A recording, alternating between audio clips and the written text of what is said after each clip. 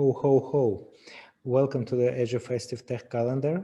My name is Stas Lebedenko. I'm a Microsoft Azure MVP from Ukraine. And today I want to share with you self-paced workshop on how to migrate Azure Function application from cloud to on-premises with help of Kubernetes, KEDA and RabbitMQ. So let's go. The first step is to install local components using Azure Client, kubectl, Helm each. I will not describe this in detail, but I will start with checking of the following commands. Let's open the command prompt from the folder where we will deploy application. And in order to do so, I will run func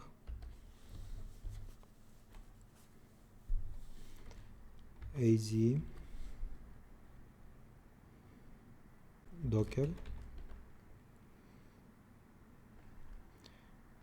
kubectl and Helm. Okay, so everything works. Now we can create our Azure Function application. Func init KEDA functions worker runtime .NET -- docker. We will wait a little bit. Now it is created. Then we will switch to the application folder, KEDA functions, and create the first function. Func u name publisher and template HTTP trigger. There is nothing to select up and down here, just wait for deployment. Okay, it is created. Then create a second one. Func u name subscriber template q trigger. Then we will start an Azure Function application. Func start build verbose.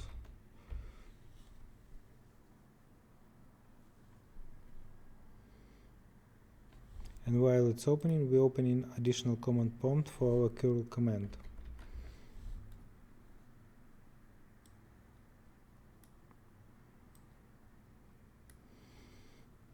We can copy the command from the GitHub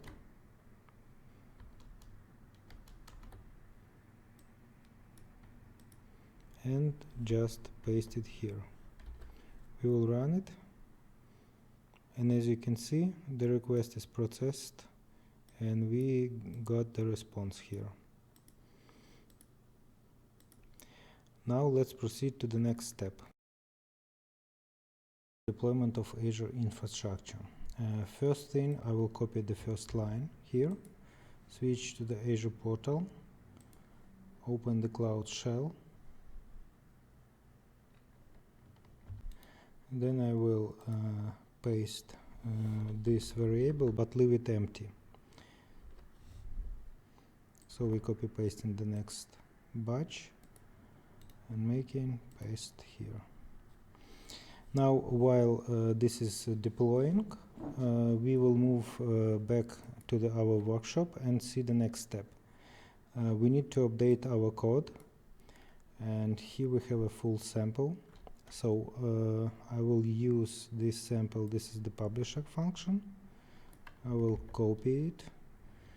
Then you need to open Visual Studio Code with your solution. I already opened it from the taskbar. Now we have publisher and subscriber, and as we can see, it is deployed in the folder that I use it for to run the commands. Now I am replacing the publisher function.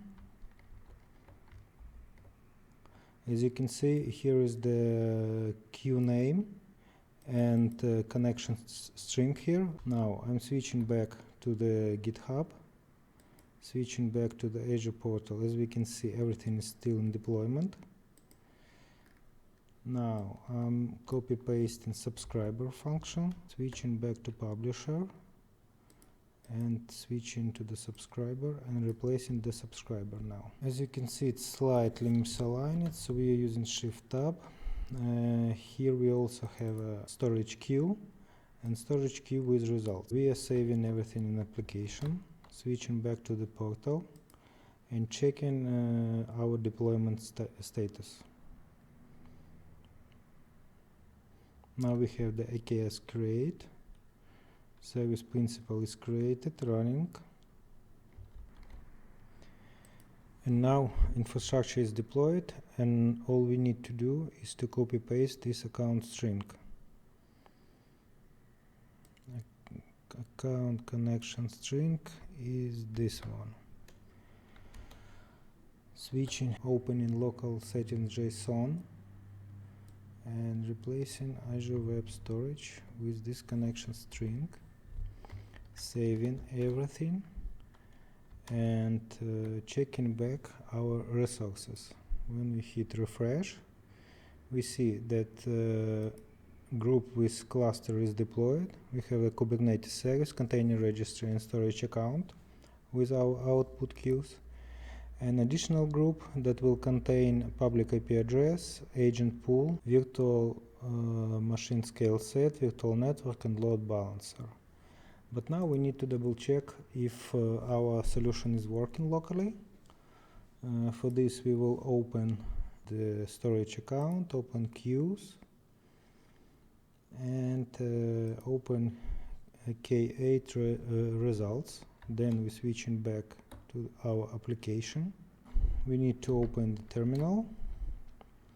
Then we're switching back to the portal, opening GitHub, and see that we need to run a func start build verbose. We just copy pasting it here. And curl command to double check if everything works as intended. We open it Visual Studio Code and we open it functions. Let's paste it and run. As we can see, queue processed festive participant, but let's double check this in Azure portal. We will refresh the message and we can read message is processed now. And so this will conclude step 3 of our tutorial. The next step is to create our new container and deploy it to the Azure Container Registry along with our application. So let's proceed with this task. We need to use Azure login. We need a command line. So let's use an AZ login. You have now logged in, as you can see, because I accepted login in the browser. Let's close the browser now. So I'm using just AZ ACR login --name K82 registry. And now, as we can see, our login is succeeded. We don't need to expose token really in this tutorial. Let's proceed further with AZ ACR repository list --name K82 registry output table.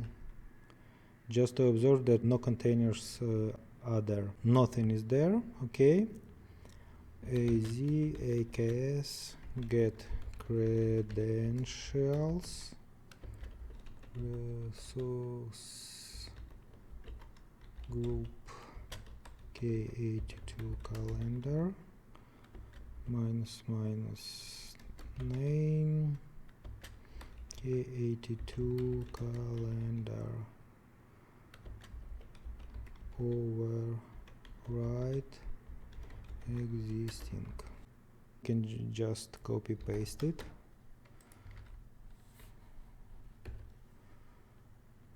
and create a new container. Now it's creating. We can run docker images to see what we have. We have several of them, but we need this one, created 6 seconds ago. Okay, then let's use docker push.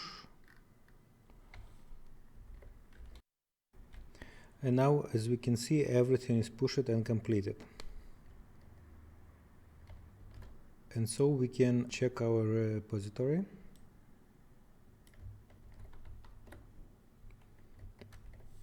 And we see our container here. So let's proceed with adding KEDA to our Kubernetes cluster. Func Kubernetes style namespace KEDA with the following command. Okay, we're using a dry run here because it will only generate manifest but not deploy it. Now it's generated, and we can double check it in the Visual Studio Code. Here is our application. Our local application is still running, but I will shut down it. And so we have our secrets here. We have additional configuration, and more importantly, we have a scaled object for KEDA. And to scale our application based on the requests in the queue, GitHub, and the command line prompt. The next step is to deploy our cluster. So we can just type it in kubectl apply -f K8 KEDA demo YML. And let's check get deployments. Let's get our deployments. So we can stop it and check our pods. kubectl get pods. As you can see, we have our application up and running. Now let's switch to the Azure portal and find our application public IP address. Let's open services, and in services we see the public IP address that is behind the load balancer. We just click in at this address and see that our function up and running, but we need to call our function endpoint. Then we'll just copy this data from the GitHub and add it here.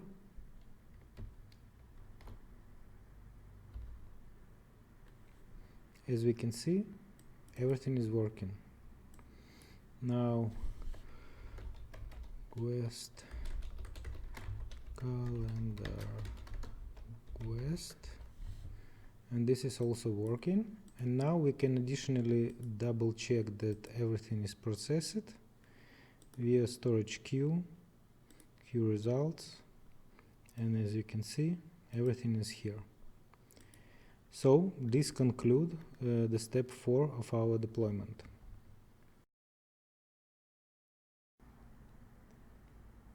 And now the step 5, we can omit this code because we already logged it in the command prompt. So we will begin with code below. We will proceed with RabbitMQ. So we have our command console. We can do the kubectl K8 namespace K8 Rabbit.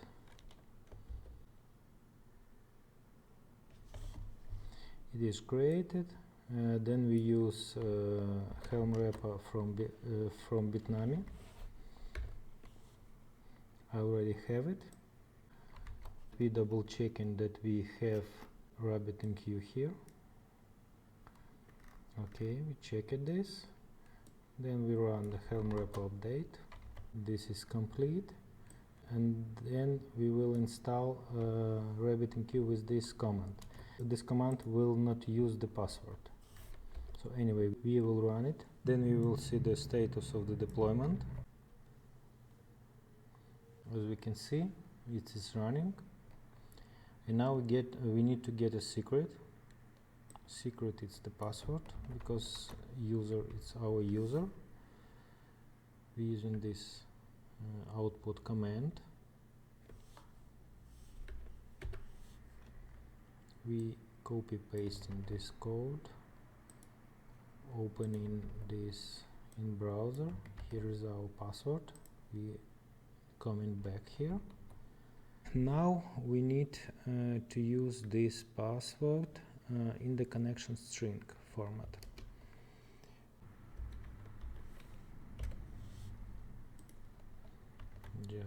And now we will proceed with Kubernetes configuration. Close additional GitHub, open the resource group, open Kubernetes service. As we can see here, we need to double check services. As we can see, for our RabbitMQ, there are no public URL now. So we opening the RabbitMQ configuration, opening YAML,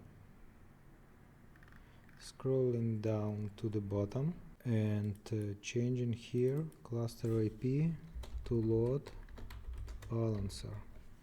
Obviously you should use Nginx on your local environment, but this changes is faster to deploy in Kubernetes. Service is updated. Still want us to review and save. And now we can return to our ingresses and hit the refresh. And as you can see, now we have the public IP address for our RabbitMQ. Let's open it. It will not open because we need to use port, the correct one, to log into our configuration. So we adding this port now. And here is the magic begin. We using the user. And we getting the password that we stored here.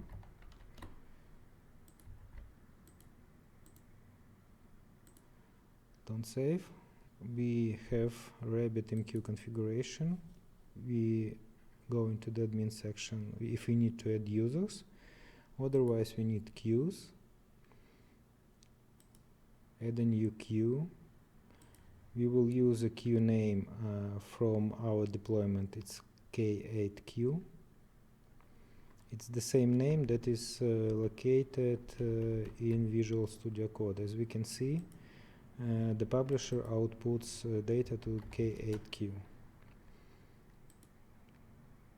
Now let's give it a name, make it transient, and hit add the queue. Now queue is created. We switch into overview and going back to our GitHub account. Now we need to use this IP address and edit and configure the connection string here. We need to use this as template basically. This is the connection string, so we need to update it with IP address. We have login user and we will use our password here.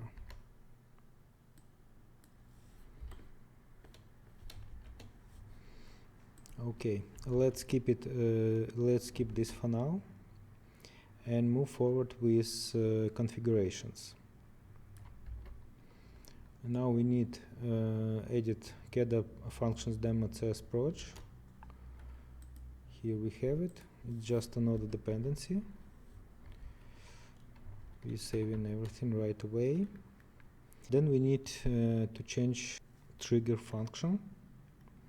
We need to update the publisher function completely because our change of our trigger. I'm using the full copy paste to avoid errors. So I'm replacing this with our code. Replacing our code. Then we will replace in subscriber function.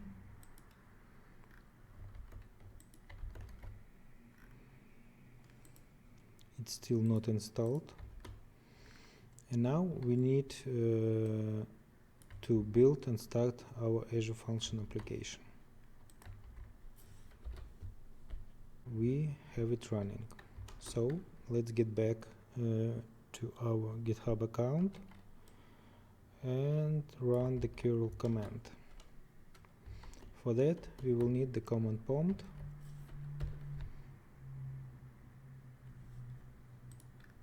and here we see that our functions are triggered properly.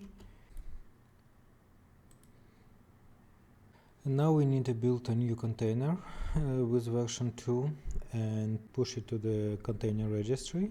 Then generate a new manifest, double check that container version is correct, and deploy it online. Let's proceed with this stuff.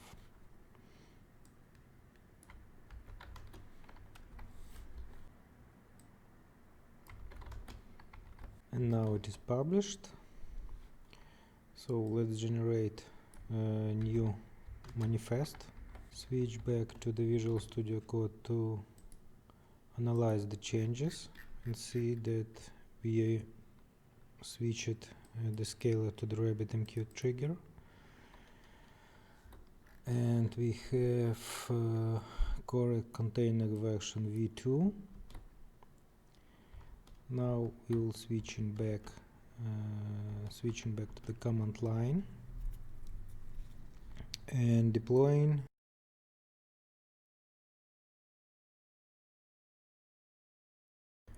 And now we will look into deployments. Everything is correct. Now we have the RabbitMQ running because I already triggered this test, and here we will have another message soon. Here it is. But this is not the end. We can also install the artillery and run a quick test against our instance. Now as you can see, the number of messages rising. So it's 2000 messages here. And as you can see now, the process is starting to unload the messages from the RabbitMQ to K8 results here. So this is the slow process because I have only few nodes allocated for this stuff. So let's recap a little bit. Our functions can be run on Kubernetes? Definitely yes. It's working perfectly, and even with this lightweight demo you can build a proof of concept that everything is fine.